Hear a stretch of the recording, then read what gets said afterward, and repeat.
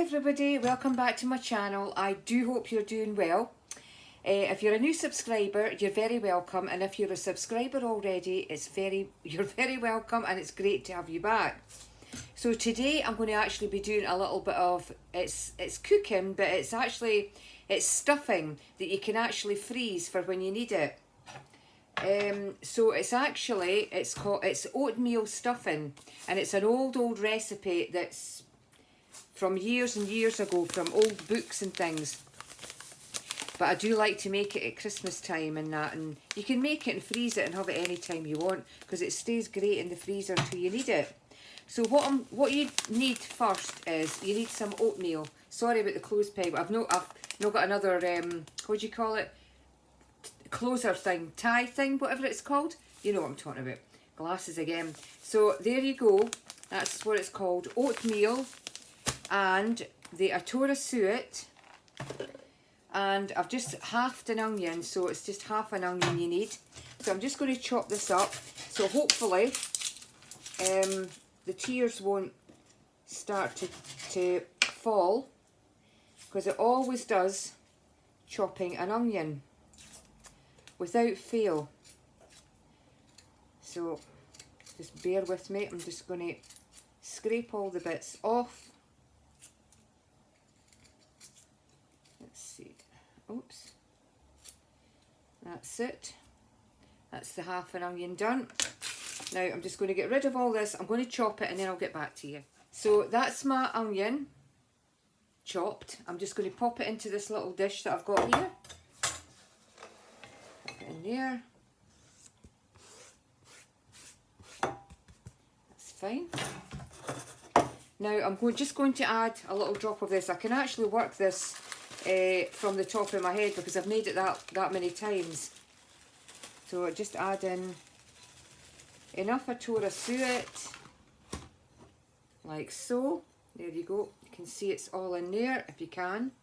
There you go. And we're going to add some oatmeal.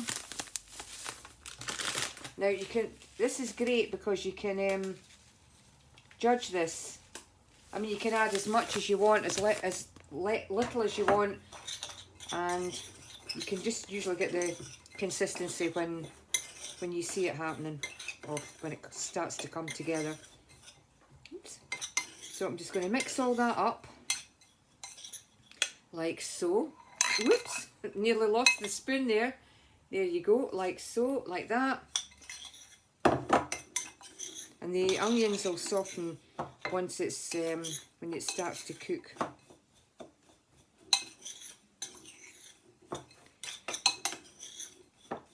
I'm just going to add a little water just to mix it up. You just mix it up until you get a good consistency.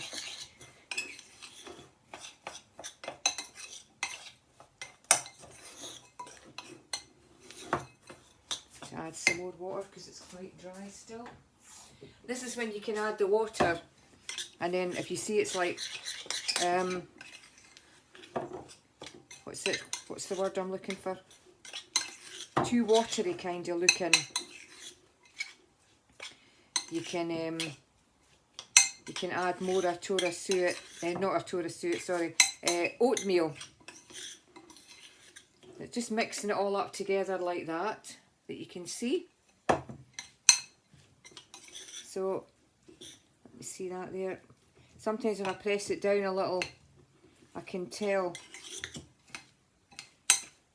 The atora suet, I'm just going to wash my hands because I touched my ear there. The atora suet swells, obviously, so that's why you need just a little of it, because it swells up. So does the oatmeal actually as well. So it all kind of swells up. So you actually get, because you have to leave it for a little while before you cook it. So I think that's not too bad. Let's see. You can usually tell. Let's see. Yeah. Not too bad. You see. I would turn the camera around, but it's just easier for me to show it out with my hands, because Right, I think that's me about ready. So I've got my chopping board thing here. Just wanting to grab a few bits. Let me see this, I can see the consistency. Because you want to roll it into like a little ball. Let me see, it's breaking away, so I think I might need to add another wee bit to wash my hands again, because I've just put my hand in the bowl and it's all covered, as they say. Let's pop that there. I maybe need to add another wee bit of oatmeal, because it just seems to be breaking away. I'll just turn this off just now and I'll get back to you when I've mixed it a bit, because the noise is scraping. So what I've done is, I've taken them off the board and I've just sprayed a little light spray, Fry Light, I never remember the name of this, and I've put them onto the baking tray, and now I'm going to put them in the oven. You can see that. That's the stuffing balls, oatmeal. There you go. Oop, making you dizzy. And we'll pop them in the oven and we'll see how they turn out. And there you have it. That's them ready. They look, I'll have to try and zoom it in a little bit. The camera's not picking this up right, but they are brown. They are brown, and you can just see a little bit on the top there, but they are brown. And see if I can maybe zoom it back a bit. There you go. I think maybe you're seeing it better there. That's better. Yeah, they are definitely browned. I think it's just that their light is coming in from the kitchen window. So I only made a little drop of them, guys, just to show you. So you can freeze these if you want as well. They freeze great in the freezer, and you can keep them for whenever you want. They keep for as long as you want in the freezer, because I've kept them for a good few months and they're still great. So even if at like at Christmas time, if you want to prepare these in advance, you can do so. Plus they're vegetarian as well. It's just a Torah suet, and it's not the meat one, not the meat one. You know the one I'm talking about. It's the I can't remember what it's called. I've forgotten. My mind is like a sieve today. It really is. But you know what I'm talking about. Yeah, there's two varieties, but the one that's not the one that you can't use if you're a vegetarian.